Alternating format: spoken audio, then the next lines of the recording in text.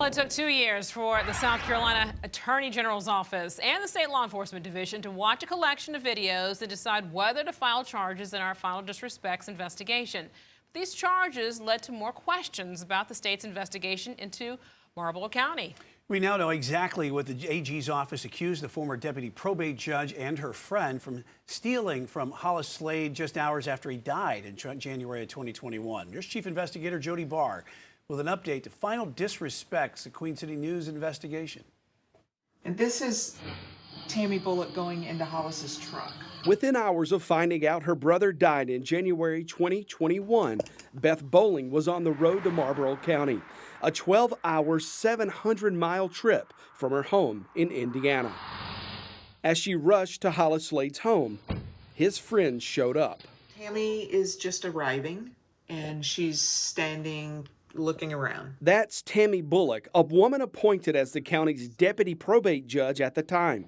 Cameras at SLED's home showed most everything that happened outside. She is the person who told me she was the probate judge. Do you think judges making house calls is typical? No, I've not ever seen that be a case. Soon after getting there, Bullock and company started ransacking SLED's home and property, all while his wife Joyce, who suffers from severe dementia, was inside. So they're looking at Christmas presents. They're Christmas presents in Hollis's truck. So Charlotte's walking over, Tammy's head right there. Tammy's still in the truck, and Charlotte's over, and now they're both looking in the truck. What business would they have in your brother's truck? I have no idea. I don't know. Arrest warrant shows state prosecutors believe there was at least one reason: to steal. Me and Tammy got 4 packs of cigarettes out there, so we figured he didn't need them no more. Well, I know where a whole bunch He didn't make these. The woman who said that is Charlotte Green. SLED agents arrested Green and Bullock last week, charging them with grand larceny. They're charged with stealing 4 packs of cigarettes from SLED's truck, taking a pistol and $2,203 in cash from inside SLED's home. All things SLED's family knew were stolen within days of arriving in Marlboro County. When we arrived at the house, the caretaker said to me there were some things that were taken by one of the individuals that you need to be sure you get back. And she said, there's a Ziploc bag full of cash, there's the truck keys, there's a handgun, and Hollis's checkbook. Did she say who took them? Yes. Who was that? That was Charlotte Green. Bowling said Charlotte Green's boyfriend, Ricky Gardner, called, asking to meet with her privately. SLED's cameras also video recorded Gardner carrying things from the home before Beth Bowling got there that weekend. He returned a box with a Ziploc of cash, the handgun. So I walked back into the house, and the caretaker was there, and she said, did he give you the things? She was very earnest about, did he give you the things that you asked for? And I said, yes. And she said, is the cash there? I just lifted up the bag, and she said, that's not nearly the cash that was in that bag. And she said, let me ask you this, are there any $100 bills in there? And I said, I don't know. So I looked, I kind of thumbed through, and there was not a single $100 bill in there. These are stacks of 20s that were in the Ziploc bag.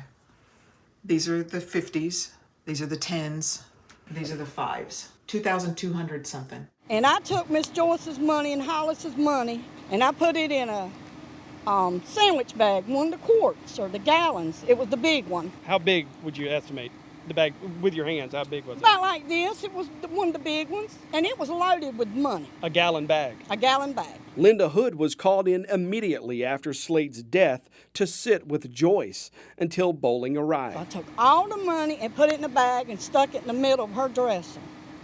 Well, I went back Sunday morning. Charlotte told me she got all the money.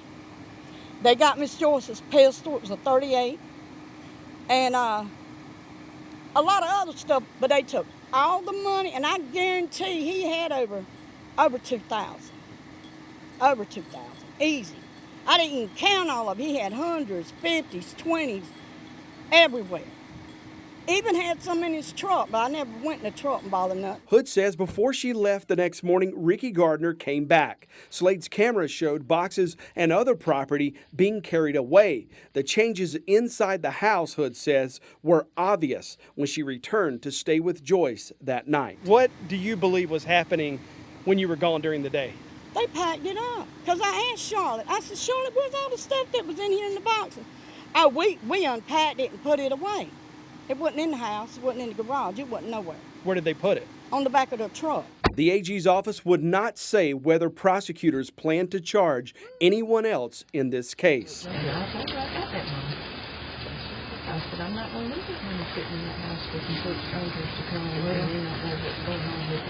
Tammy is hands off the paper. Charlotte puts it in her back pocket. Bowling believes the charges against Bullock and Green don't come close to making up for what the family believes was taken from Hollis and Joyce Slade that weekend 2.5 years ago.